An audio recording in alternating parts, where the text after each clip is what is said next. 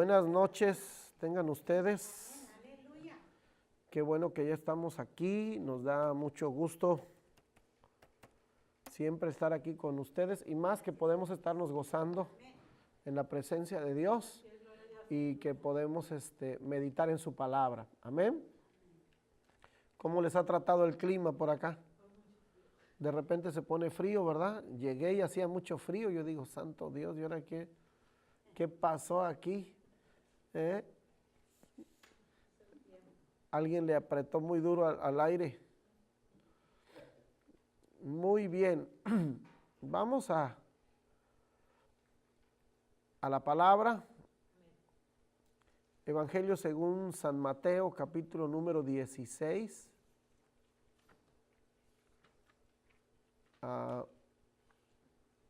Vamos a leer desde el verso 13 y terminamos en el 20. Algunas Biblias traen subtítulos, creo la parte de abajo dice algo así como la confesión de Pedro, ¿no? Bien, vamos a leer la escritura y después de esto oramos y le damos la gloria a Dios porque estamos aquí, amén. Dice, viniendo Jesús a la región de Cesarea de Filipo, preguntó a sus discípulos diciendo, ¿quién dicen los hombres que es el Hijo del Hombre? Ellos dijeron, uno, Juan el Bautista, otros Elías y otros Jeremías o algunos de sus profetas. Él les dijo, ¿y vosotros quién decís que soy yo? Respondiendo Simón Pedro dijo, tú eres el Cristo, el Hijo del Dios viviente. Entonces le respondió Jesús, bienaventurado eres Simón, hijo de Jonás, porque no te lo reveló carne ni sangre, sino mi Padre que está en los cielos. Y yo también te digo que tú eres Pedro, y sobre esta roca edificaré mi iglesia, y las puertas del Hades no prevalecerán contra ella. Y a ti te daré las llaves del reino de los cielos, y todo lo que atares en la tierra será atado en el cielo, y todo lo que desatares en la tierra será desatado en los cielos. Entonces mandó a sus discípulos que a nadie dijesen que él era Jesús el Cristo. Padre, te damos gracias por lo bueno que tú eres. Gracias porque nos permites estar aquí. Recibe la gloria, recibe la honra, la alabanza, la adoración. Habla, Señor, a nuestras vidas, ministranos en esta hora, guíanos a toda verdad y permite que esa verdad nos haga libres. Gracias, Señor, porque cada que venimos aquí, tu palabra nos edifica, tu palabra nos mueve a una comprensión nueva acerca de ti y acerca también de quiénes somos. Y te damos la gloria por ello, Señor. Gracias por tu verdad en nosotros. Ahora, Señor, recibe la gloria por ello. Amén y amén. Ocupe su lugar. Todo en la escritura está hecho a propósito, todo, ¿no? Y eso es algo que a mí no deja de asombrarme. A veces uno lee una parte o la primera vez que uno lee un pasaje y uno le encuentra algo, ¿verdad? Luego vuelve uno a leer el mismo pasaje y como que uno le encuentra otra cosa. Y ya cuando llegas a creer que ya este pasaje te lo sabes, de repente le sale otra cosa, ¿no? Y así pasa. Bueno, esto tiene que ver con algunas razones. Primero, tal vez la necesidad que traemos. Y como nuestras necesidades son muchas, pues siempre a los pasajes le estamos encontrando cosas diferentes, ¿no? Dicen por ahí que la palabra, cuando hablan de homilética y de esas cosas que no sabe uno mucho, pero dicen, ¿verdad? Los que saben, que cuando estamos estudiando la palabra puede tener una interpretación, pero miles de aplicaciones a nuestra vida, ¿no? Entonces el principio no cambia, pero a causa de que nosotros estamos en una constante movimiento con respecto a emociones, necesidades, pensamientos, podemos escuchar la palabra de Dios de muchas formas y entonces la palabra nos ministra. Y eso es una maravilla, ¿no? Por la cual no debe de dejar de asombrarnos y de darle la gloria a Dios, ¿no? Pablo habla acerca de la anchura, la altura, la profundidad del amor de Cristo, ¿no? Y en la palabra está manifestada. Jesús va con ellos en una barca, según lo que leemos aquí, y lo hace muy a propósito esta pregunta. Atrás de ellos, o el escenario en el que les pregunta esto, ¿verdad? Era la ciudad de Cesarea de Filipo, ¿no? Cesarea porque fue hecha en honor al César, ¿no? Tenía unas construcciones ahí especiales. Y Filipo por Felipe, uno de los hijos de Herodes el Grande, ¿no? Esta ciudad tenía ciertas características. Era un lugar ceremonial, religioso, fuerte. En esta zona había muchos templos, ¿no? A Baal, inclusive al mismo César por las construcciones. Inclusive había también una cueva ahí en la que se creía que ahí había iniciado la vida. Bueno, había de todo. Entonces la atmósfera de ese lugar estaba llena de dioses. Era como un centro ceremonial, por así decirlo, ¿no? Y es interesante que en el marco de todos estos dioses que estaban ahí detrás, Jesús les haga la pregunta, bueno, ¿y quién dice ustedes que soy, no? Como diciendo, escojan, ¿no? Aquí en esta región adoran a esto, adoran a este, a aquel, al otro, pero ustedes ¿quién dicen que soy? ¿No? Cuando hace la pregunta, primero se refiere a lo que la gente piensa de él. Bueno, a veces los que no nos conocen tienen cierta opinión de nosotros. No les damos mucha importancia, pero dicen que pues hay que prestar oído a toda la gente, a todo lo que la gente dice, ¿no? No mucho porque pues luego no es muy bueno y saludable andar viviendo de la opinión de la gente, ¿no? Pero a veces alguien puede decir algo que nos puede ayudar a reflexionar. En realidad los que nos conocen pueden llegar a tener una opinión un poquito más fuerte o mejor porque nos conocen, ¿no? Por ahí dice el dicho que quiere saber quién es Andrés, dice, pues vive con él un mes, ¿no? Y entonces vas a saber quién es, ¿no? Ellos habían vivido con Jesús, lo habían dejado todo y estaban con él.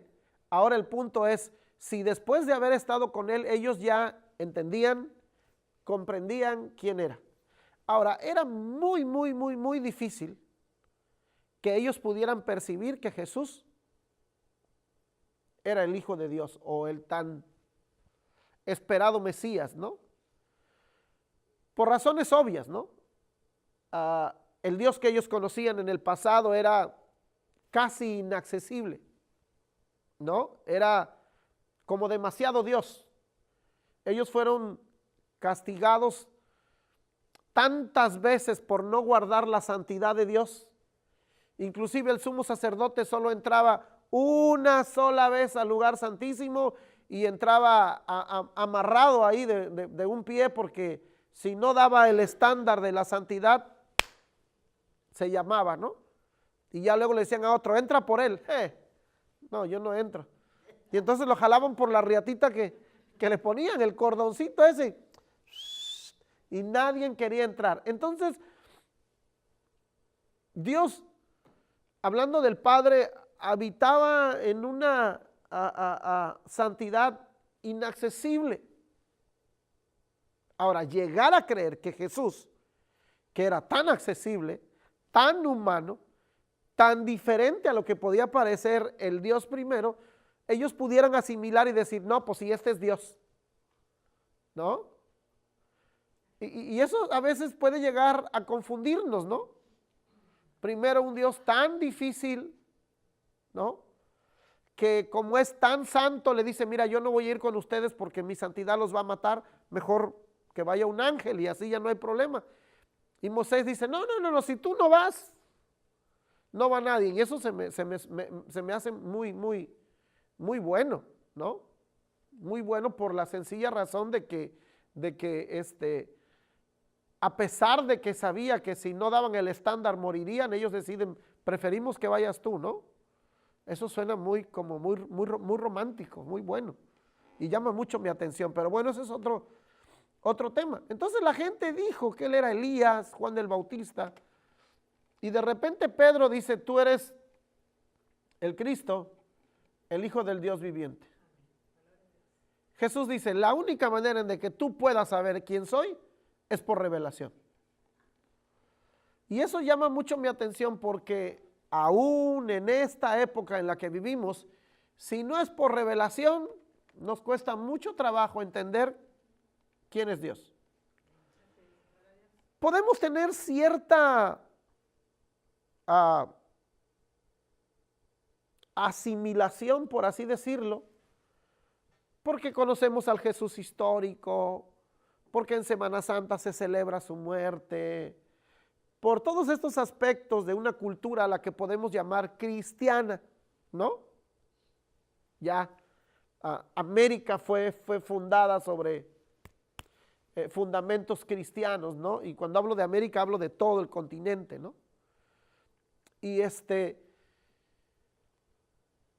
fácil entender en un contexto cultural que conocemos a Jesús.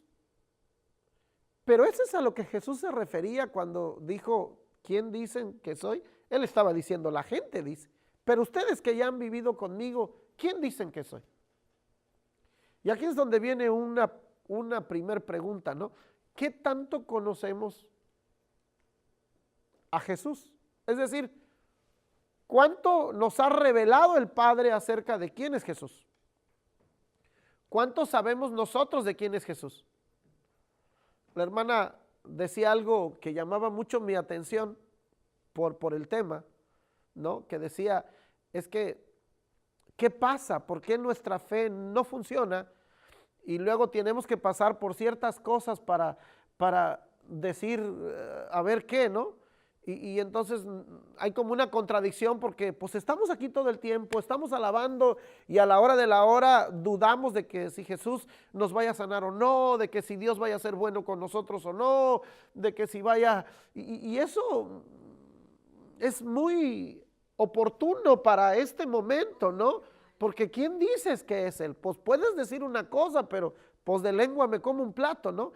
En la realidad, en verdad, ¿quién es Dios para ti? Y hablo de revelación, no hablo de mero conocimiento. ¿Sí me estoy explicando? Cuando tú tienes una revelación de quién es Dios, aunque sople la tormenta, tú estás durmiendo. ¿No? Señor, no tienes cuidado que perecemos. Y Jesús, ok, podemos atribuir que estaba cansado y lo que tú quieras. Pero una de las cosas que yo creo que lo mantenía durmiendo era de que él sabía que él no iba a morir ahí. Que él sabía que aunque la mar ruja, la mar puede decir, ajá, yo rujo, pero pues, con cuidado porque no vayamos a despertar al niño, ¿no? No vayamos a despertar a Junior y entonces se nos arme la cosa, mejor con cuidadito. ¿Sí me estoy explicando? Entonces, ¿tú cómo caminas como la vida? Por la vida. ¿Como Junior? ¿O caminas así? Perezco. Y a cada rato pereces. Que si de enfermedad pereces. Que si por las deudas pereces. Que si por los problemas relacionales pereces. Y todo el tiempo andas con el alma en un hilo. Entonces yo te pregunto, ¿quién dices tú que es Jesús? Es interesante, ¿no? Ahora, no podemos alcanzar a conocerlo más. ¿Qué tenemos que hacer para conocerlo más? ¿O cómo podemos nosotros asimilar el conocerlo más? Porque es bien necesario. Los discípulos van y le echan pleito y le dice, levántese, ¿no ve que nos morimos? Y dice, ¿quién se va a morir? ¿O qué cosa? Pues es que mira, tranquilos, a ver tú, cálmate y tú aplácate. Y la conclusión es, y vino una gran bonanza. ¿No? Después de que los aplacó, ¿qué pasó?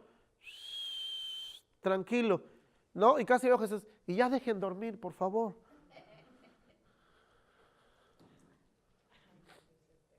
¿No? Leyendo este pasaje, el punto clave es encontrar en nuestro corazón una revelación genuina producida en este tiempo por el Espíritu de Dios, ¿no? Por el Padre. ¿De quién es Jesús?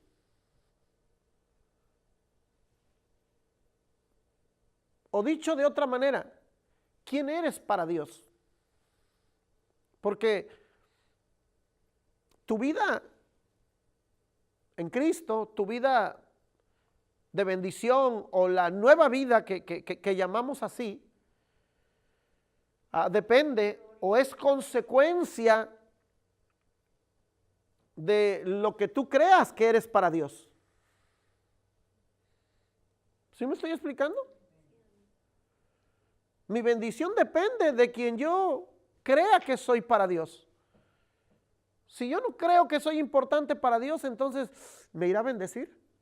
Si yo no creo lo que la Biblia dice acerca de la relación de Dios conmigo, yo ando en el estrés todo el tiempo. ¿Por qué? Porque no sé quién soy y al no saber quién soy, entonces me afano, me preocupo y porque no sé quién soy para Dios.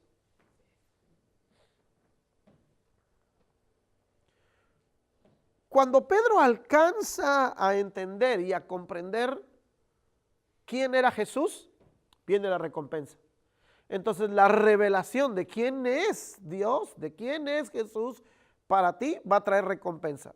Porque una vez que él dijo, tú eres el Cristo, el Hijo del Dios viviente, Jesús dice, y yo te digo a ti, es decir, yo tengo algo para ti, así como tú descubriste, ¿qué crees? Cuando descubres encuentras el tesoro. ¿Qué crees? Cuando hallas la revelación, yo te digo que tú eres Pedro.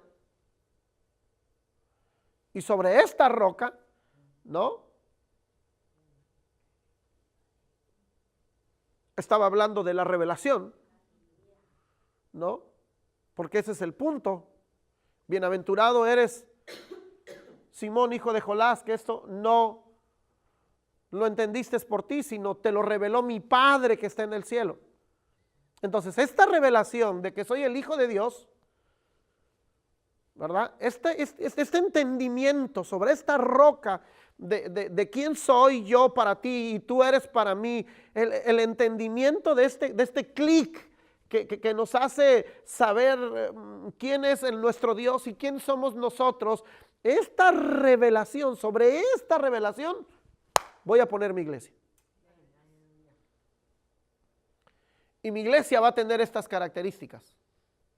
Las puertas del Hades no prevalecerán contra ella.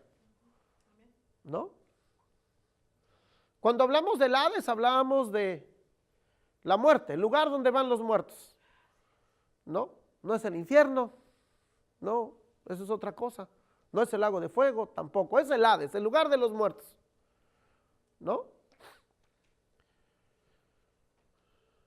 Hay una sección VIP y otra no tan buena, ¿no? Porque cuando Jesús habla de Lázaro y el rico, uno estaba en el seno de Abraham, ¿verdad? Disfrutando ya, muerto, pero aguantando el día en el que suene la trompeta y los muertos en Cristo resuciten primero, ¿verdad? No es el cielo todavía, Jesús lo llama el paraíso, ¿no? Ahí están, pero todavía no es la consumación de cuando suene la trompeta y todo lo demás que va a haber, ¿no? Y por el otro lado, pues ya es la antesala del dolor, todavía no es lo mero mero, pero ya ya lo estaban atormentando ahí también.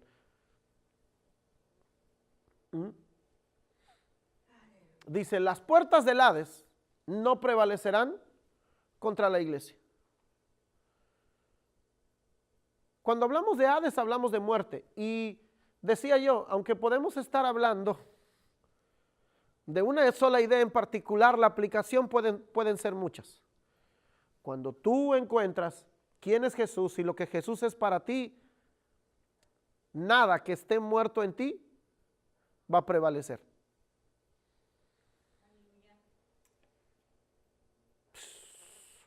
Me impresiona. Dijeron las dos, Marta y María, Señor, si tú hubieras estado aquí, nuestro hermano no hubiera muerto. Bueno, ¿y qué? Y ahí viene la aplicación de esto. Las puertas del Hades no prevalecerán contra la iglesia. ¿Dónde le pusiste? No, Señor, ya son 4 días, Giede. ¿Dónde está? Quiten la piedra. ¿Qué va a hacer? ¿Le va a llorar? No, lo voy a sacar para que vean que las puertas del Hades no prevalecen contra la iglesia, ¿no? Y grita, Lázaro. Ahora, la enseñanza, la didáctica de este suceso es muy particular, porque entonces él dice, Señor, te doy las gracias porque siempre me oyes, pero no lo hago porque yo tenga problemas relacionales contigo y necesito yo hacer más fuerza, sino por estos que no saben, entonces les estoy enseñando cómo es la cosa. Y entonces salió Lázaro.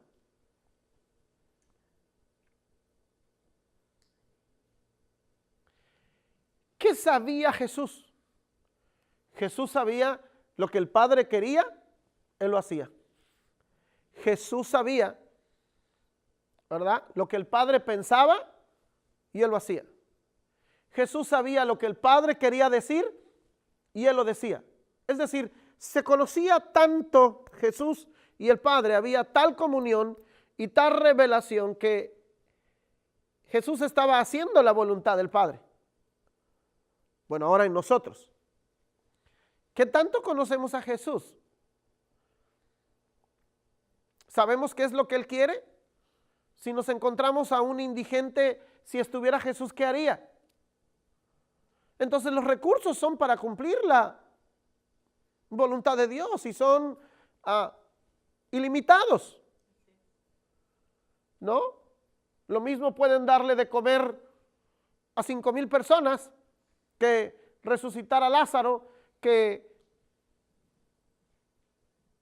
sanar a un leproso, y todo tenía el mismo asunto, compasión. Y Jesús, movido a compasión, entonces le dice al Pedro, mira, te voy a dar las llaves del reino, ¿no? ¿Quién tiene las llaves? ¿O el dueño o el administrador? ¿No? ¿Quién tiene las llaves? Alguien de mucha confianza.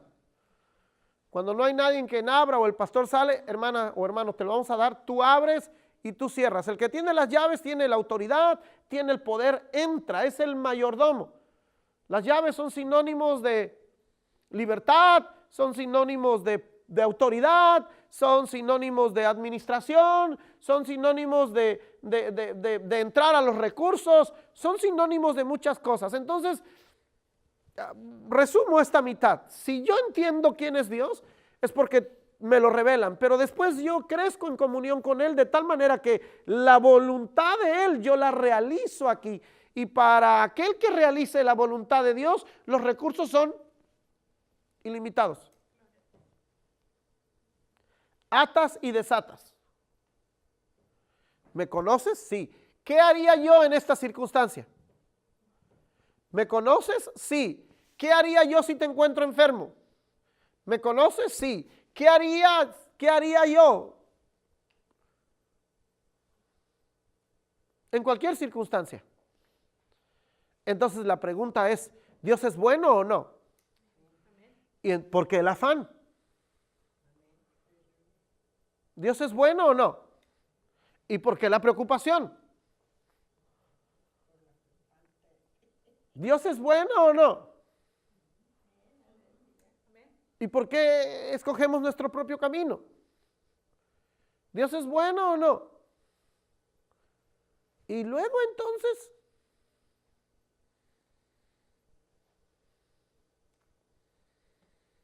¿qué es el asunto? Yo no estoy diciendo que usted no crea, no sepa, no esté. No. Olvídese eso, mi asunto no es condenar lo que hace o no hace. Yo creo que el punto es la asociación. ¿Sí? Porque la relación ya la tienen, lavados por la sangre del Cordero, bautizados, entonces la relación ya la tienen. El acta de nacimiento dice ya hijo de Dios. Pero así como puede haber padres ausentes, hay hijos ausentes. Y entonces el hijo que no conoce al padre, pues no lo disfruta, ¿verdad? Esa es la cosa. ¿Cuánta comunión tiene usted con Dios? ¿Cuánta comunión tiene usted con Jesús? Entonces, si no pasamos tiempo con Él, entonces vamos a tener un problema. No sabemos lo que Él quiere, lo que Él hace, cómo lo hace, por qué lo hace y de qué manera. ¿No? El salmo este de David: bendice alma mía Jehová y no olvides ninguno de sus beneficios, ¿no? Más abajito dice: a Moisés mostró sus caminos y a los hijos de Israel sus obras. Y eso llama mucho mi atención. ¿Qué significa esto? ¿Qué significa que a un hombre Dios le haya mostrado sus caminos? No es otra cosa que Moisés sabía quién era Dios y los porqués de Dios, es decir, por qué actúa de esta manera. ¿Sí? Va de nuevo. Y esto es bien importante. A Moisés mostró sus caminos. Moisés, mira, es por aquí. Señor, ¿por qué haces esto? Porque soy esto. Señor, ¿por qué haces los otros? Porque yo soy y pienso de esta manera. Entonces Moisés supo las intenciones de Dios, que ese es sinónimo de caminos. ¿Por qué agarras esta ruta y no aquella? Agarro esta ruta por esto. Entonces Moisés conoció más el carácter de Dios. El pueblo solo vio sus obras, el pueblo solo veía los milagros y ¡eh! Cruzamos el mar rojo, ¡eh! El maná, ¡eh! Pero no sabían cuáles eran las intenciones de Dios. Por favor, dejemos de vivir así y empezamos a entender las intenciones del corazón. ¿Por qué Dios hace esto? Entonces, cuando yo me encuentre en una encrucijada, en un asunto, cuando yo me encuentre en un problema, cuando yo me encuentre en una decisión que tomar, yo sé los caminos de Dios y sé cuáles son sus intenciones y qué haría Dios en esta situación y qué no haría Dios. Entonces yo actúo como Él y como tengo las llaves, desato los recursos para cualquier circunstancia. Y no solo estoy pensando en mí y en lo que yo quisiera que Dios hiciera. ¿Sí me estoy explicando en esto?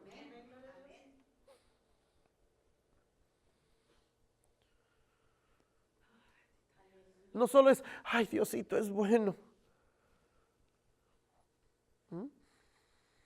¿Qué quiere Dios? Esa es una maravilla que usted no tiene que perderse.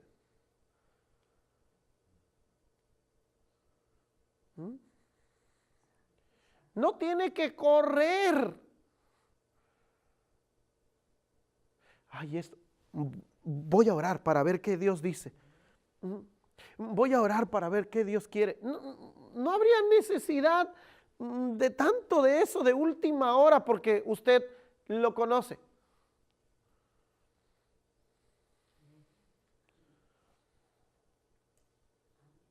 ¿No? Las que tienen esposo, los que tienen esposa saben qué le gusta de comer, qué no le gusta de comer, cómo le gusta, cómo no le gusta. Tiene que estarle preguntando después de un tiempo que lo conoce, ¿qué? Bueno, ¿y con Dios cómo piensa que debe de ser? ¿Ya lo conoce? ¿De esta forma?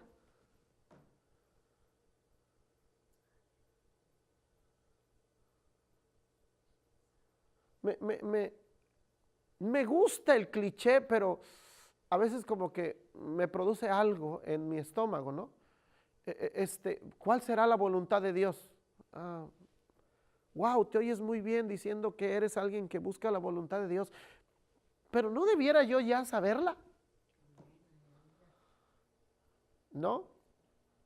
Voy a orar a Dios a ver si quiere que agarre este trabajo o no. No debieras de ya saberla. ¿Cómo que si quieres? Si este trabajo te aparta de Dios, te quita de su presencia, no puedes alabarle, entonces ¿cómo crees que vas a orar para ver si Dios quiere que lo agarres o no? Hágame usted el favor, eso me encela a mí.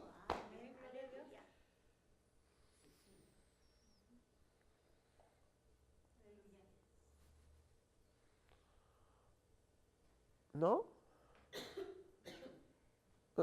Daniel decía, vamos a orar por el mundo. Sí es necesario. La carta a los Romanos dice que la tierra gime por la manifestación gloriosa de los hijos de Dios. No es la creación de los hijos de Dios, ya fueron creados. Es la manifestación. ¿Qué es una manifestación? Que los hijos de Dios aparezcan y digan, ¡guau! Ya estamos aquí, somos los de poder, recíbanlo. La tierra gime, la tierra dice, ¡hey! A ver a qué hora, si ustedes ya son, van a usar las llaves del reino, van a usar la revelación de quién soy, pero todavía viven como que, ay, Diosito querrá, por favor, no.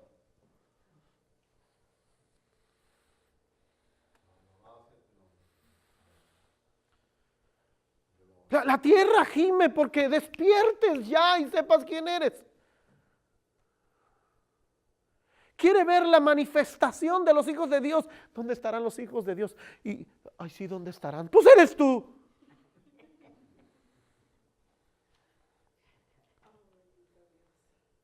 Pero todavía el diablo te sigue espantando con el tapete del muerto, con el petate del muerto, ¿no?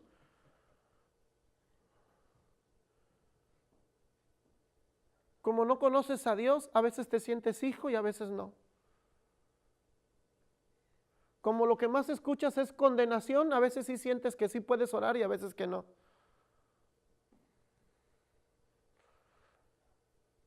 Como por años hemos escuchado que solo puedes pedir cuando eres perfecto, entonces dices, hoy no me siento perfecto, hoy no soy hijo de Dios. Ya salgamos de esa religiosidad, por favor.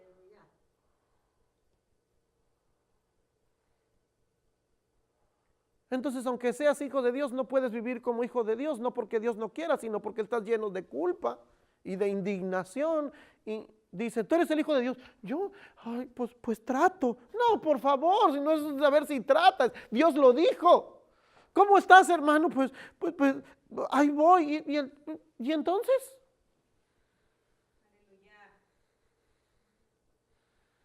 ¿Y el Hades? La puerta tiene que ser pateada. A ver, ¿dónde están los muertos? ¡Pángale! Venimos por ellos. Personas muertas en delitos y pecados, sueños muertos de la gente, todo lo que haya muerto, vamos a darle vida porque los hijos de Dios ya llegaron aquí. ¿Me estoy explicando? Hagámoslo pues. Hagámoslo pues. Porque lo que ates será atado. Lo que desates será desatado. ¿Quién lo va a hacer? Entiendo que hay un proceso en el que vas dando tumbos. El mismo que dijo que era el Hijo de Dios andaba dando tumbos todo el tiempo. Si eres tú, di que yo vaya. Y se ahogó. Órale, sale, aprende. ¿No? El mismo que lo reveló lo agarró aparte. Señor, que esto no te pase. Mira, apártate de mí, Satanás, me eres estorbo. Ay. ¿Cuántos errores cometió? Muchos. Lo negó, lo maldijo, pero dejó de ser hijo de Dios. Estaba aprendiendo. Él no se descalificó, ni Jesús lo descalificó. Inclusive estos errores fueron para que él entendiera quién era para Dios y quién era él. Y después de Pentecostés, cuando él ya dijo, oh, aleluya, su sombra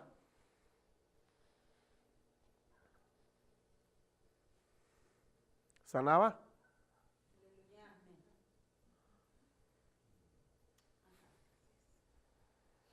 Y luego entonces, quebrante la pena. Ve usted en la necesidad y acérquese. ¿Quiere que ore por usted? Es que me siento, mi Dios puede hacer algo. ¿Quiere que ore? ¿Y ora?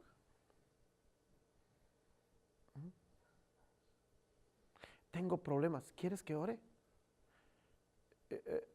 ¿Y por qué? Porque yo sé quién es Dios y sé que Dios no quiere que tú vivas así. Déjame orar por ti. Y las cosas cambian. Y suceden milagros. Y decimos, ¡wow!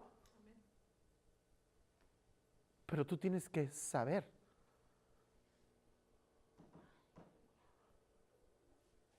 Bienaventurado eres. Simón, ¿cómo no iba a ser bienaventurado? Le había caído la revelación que le iba a abrir la puerta al reino de Dios y a las llaves y a la autoridad y a hacer lo que tenía que hacer.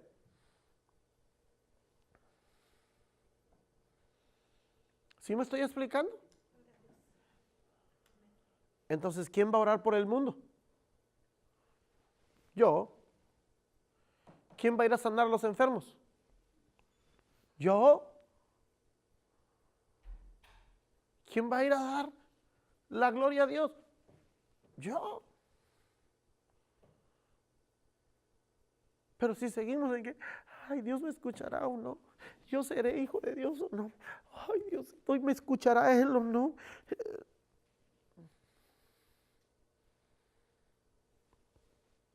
Salga de esa idea que hay un mundo allá esperando que usted manifieste quién es.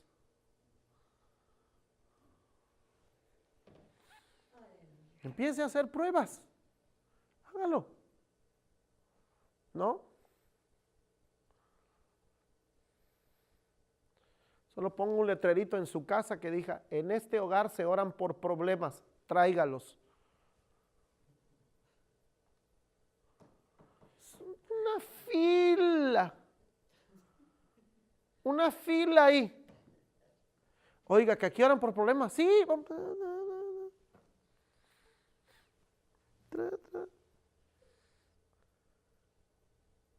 Cuando alguien sane, usted le va a ver si no se infarta. ¡Ay, sanó! Pues, ¿qué esperabas?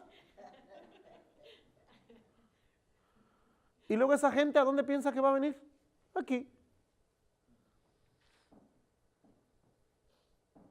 ¿No? ¿Qué hacen los charlatanes?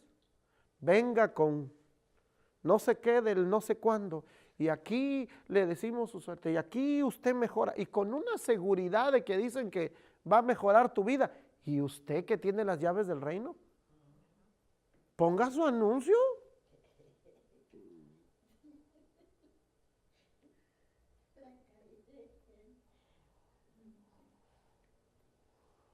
¿No? ¿Qué día tiene libre? Ahí póngale. De 10 a 2 aquí oramos por los enfermos. Si a alguien le da pena y no puede poner su casa en casa de alguien y se juntan 3 o 4 y aquí estamos orando por los enfermos, traiga.